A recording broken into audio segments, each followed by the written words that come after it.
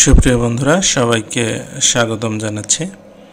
আজকে আমরা আলোচনা করব প্রধান প্রশাসনিক কর্মকর্তার কার্যালয় এর অফিস সহকারী কাম কম্পিউটার মুদ্রাক্ষরিক নকশাকার টেলিফোন অপারেটর পদে 8 মার্চ 2025 তারিখে যে পরীক্ষা অনুষ্ঠিত হলো তার সম্পূর্ণ প্রশ্ন সমাধান নিয়ে।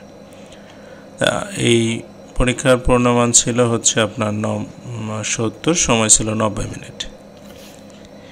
আমাদের চ্যানেল জব এক্সাম মেট ভিডিও, আমাদের চ্যানেলে তৃতীয় চতুর্থ শ্রেণীর এবং সিভিল সার্জনের কার্যালয়ের অনলাইন লিখিত কোর্স চালু আছে। আপনারা চাইলে স্ক্রিনে দেখানো নম্বরে আমাদের সঙ্গে যোগাযোগ করতে পারেন। আমাদের ফেসবুক গ্রুপ এবং ফেসবুক পেজে আমাদের সঙ্গে থাকতে পারেন। তো আজকে যে পরীক্ষার প্রথম প্রশ্ন ছিল সন্ধি। তো সন্ধির মধ্যে প্রথমেই ছিল হচ্ছে আশা যোগ অতীত, আশা অতীত। যথেষ্ট, এটা হবে যথা যোগ ইষ্ট, যথেষ্ট। অত্যুক্তি, অতি যোগ উক্তি, অত্যুক্তি। দৈনিক হচ্ছে দিন যোগ এক, দৈনিক। এবং বাগ আড়ম্বর, এটা হবে বাক যোগ আড়ম্বর, বাগ আড়ম্বর।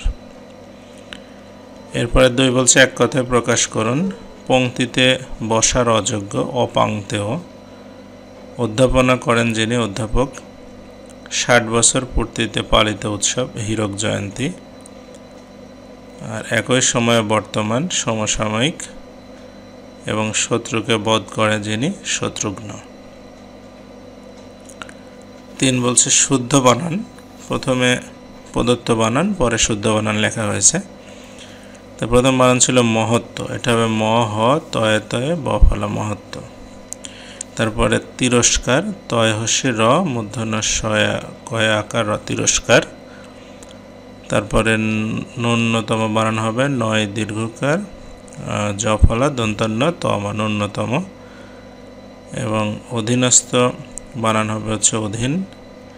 আর সুরশসা বানান হবে তাহলে ব শয় হস্য, তাহলে ব শয় র ফলা দীর্ঘকার, মূর্ধন্য শয়াকার। এরপরে 4 বলছে বিপরীত শব্দ লিখুন। প্রথমে ছিল আবশ্যিক, এটা হবে অনাবশ্যিক। অতিবৃষ্টি, অনাবৃষ্টি। অনুগ্রহ, নিগ্রহ। আবির্ভাবের বিপরীত হচ্ছে তিরোভাব এবং দুলোকের বিপরীত হচ্ছে ভূলোক। 5 হচ্ছে ফিল ইন দ্য গ্যাপ। তো প্রথম প্রশ্ন ছিল দ্য কাউ লিভস গ্রাস, গরু ঘাস খেয়ে বাসে, এটা হবে লিভস অন গ্রাস। তারপরে Nazrul is Shelley of Bangladesh, Nazrul বাংলাদেশের শেলি। এটা প্রপার নাউনের তুলনা বোঝাতে আমরা দা লিখতে পারি, Nazrul is the Shelley of Bangladesh. এরপরে বলছে হি ইজ বিএ, এখানে আর্টিকেল সাউন্ডের কারণে আপনার হচ্ছে এটা কনসোনেন্ট সাউন্ড, সুতরাং আর্টিকেল হবে এ। এরপরে বলছে যে হি অ্যাসিউরড মি সেফটি, সে আমাকে নিরাপত্তার বিষয়ে আশ্বস্ত করলেন, এটা হবে হচ্ছে অফ। তারপরে আছে he went through open heart surgery, মানে তাকে একটা ওপেন হার্ট সার্জারি করতে হয়েছিল, এটা হবে হচ্ছে অ্যান ওপেন হার্ট সার্জারি। আচ্ছা, এরপরে আসি, বলছে নাম্বার সেন্স। প্রথমে আছে আপনার কাফ, এটার বহুবচন বা প্লুরাল হবে হচ্ছে কাল্পস। তারপরে ছিল গুজ, এটার বহুবচন হবে গিজ। তারপরে অ্যাজেন্ডার আপনার এটাই প্লুরাল, এটা সিঙ্গুলার হবে হচ্ছে অ্যাজেন্ডাম। আর মাউস এর প্লুরাল হবে মাইস। আর হচ্ছে ডেটা এর প্লুরাল হবে হচ্ছে ডেটাটাই প্লুরাল, এটা সিঙ্গুলার হবে হচ্ছে ডেটাম। এরপরে আছে জেন্ডার সেন্স। তো জেন্ডার সেন্সে বলছে যে আপনার বাঘ হরিণ, এটা হবে হচ্ছে হরিণী। তারপরে ড্রেক মদ্দাহাঁস, এটা হবে হচ্ছে ডাক, মাদিহাঁস। আর ব্রাইড মানে কনে, ব্রাইডগ্রুম অর্থাৎ বর। এবং উইজার্ড মানে জাদুকর, উইচ অর্থাৎ মহিলা জাদুকর। আর ডিউক মানে রাজাদের যে পুরুষদের উপাধি থাকে, আর সেটার মহিলা উপাধি হবে ডাচেস বা রাজকন্যা। এরপরে ছিল ট্রান্সলেশন। প্রথমে বলছে যে মেয়েটি নাচতে নাচতে চলে গেল, এটা হবে the girl went away dancing. B বলছে খালি কলসি বাজে বেশি, এমটি ভেসেল সাউন্ড মাস, তিনি সৎ লোক ছিলেন, তাই না, এটা হবে he was an honest man wasn't he. এবং হচ্ছে যেমন বাপ তেমন ছেলে, লাইক ফাদার লাইক সন। আর এখন 8টা বাজতে 5 মিনিট বাকি, ইটস 5 minutes to 8 নাও। এই ছিল হচ্ছে ট্রান্সলেশন। এরপরে আমরা গণিতে চলে যাব। বলছে একটি পুকুরের দৈর্ঘ্য 32 মিটার, প্রস্থ 20 মিটার এবং পুকুরের পানির গভীরতা 3 মিটার। একটি মেশিন দ্বারা পুকুরটি পানি শূন্য করা হচ্ছে, যা প্রতি সেকেন্ডে 1 ঘনমিটার পানি সেচতে পারে। তাহলে পুকুরটি পানি শূন্য করতে কত সময় লাগবে? তাহলে আমরা আগে পুকুরে কত ঘন মিটার পানি আছে সেটা আমরা আগে বের করি। তাহলে আমরা পুকুরের দৈর্ঘ্য দেওয়া আছে 32 মিটার, প্রস্থ 20 মিটার আর গভীরতা আছে আপনার হচ্ছে 3 মিটার। তাহলে এটা যদি আমরা হচ্ছে আয়তন বের করি, পুকুরের আয়তন হচ্ছে দৈর্ঘ্য গুণন প্রস্থ গুণন উচ্চতা, তাহলে 32 গুণন 20 গুণন 3, তাহলে এটা হবে হচ্ছে 1920 ঘনমিটার। তাহলে 1 ঘনমিটার পানি সেচতে সময় লাগছে আপনার হচ্ছে 1 সেকেন্ড। তাহলে শুধু 1 ঘনমিটার পানি সেচতে সময় লাগবে 1 ভাগ হচ্ছে 0.1 হবে, আর আমাদের হচ্ছে 1920। তাহলে 1920 ঘনমিটার পানি সেচতে সময় লাগবে 1920 ডিভাইডেড বাই 0.1 অর্থাৎ 19,200 সেকেন্ড, যেটা 320 মিনিট। তো 320 মিনিটে কয় ঘন্টা হয়? 5 ঘন্টাতে আপনার 300 মিনিট আর 20 মিনিট, তার মানে 5 ঘন্টা 20 মিনিট। এরপরে 10 বলছে কোনো আসল 3 বছরে মুনাফা আসলে 5,500 টাকা হয়। মুনাফা আসলের 8 ভাগের 3 অংশ হলে আসল ও মুনাফার হার নির্ণয় করুন। আচ্ছা, তা আমরা এখানে ধরে নিই যে আসলে 8x টাকা আর মুনাফা ধরলাম হচ্ছে 8x এর 8 ভাগের 3 ভাগ মানে 3x টাকা। তো এই দুইটা যোগ করলে হবে আপনার 5,500 টাকা। তাহলে 11x = 5,500, x এর মান হচ্ছে 500।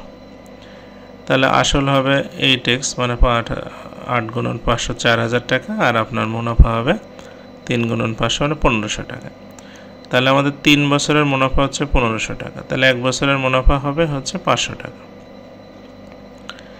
তাহলে এই মুনাফার হারটা কত? 500 টাকা মুনাফা হচ্ছে 4,000 টাকাতে গুণন 100, অর্থাৎ হচ্ছে 12.5% মুনাফা।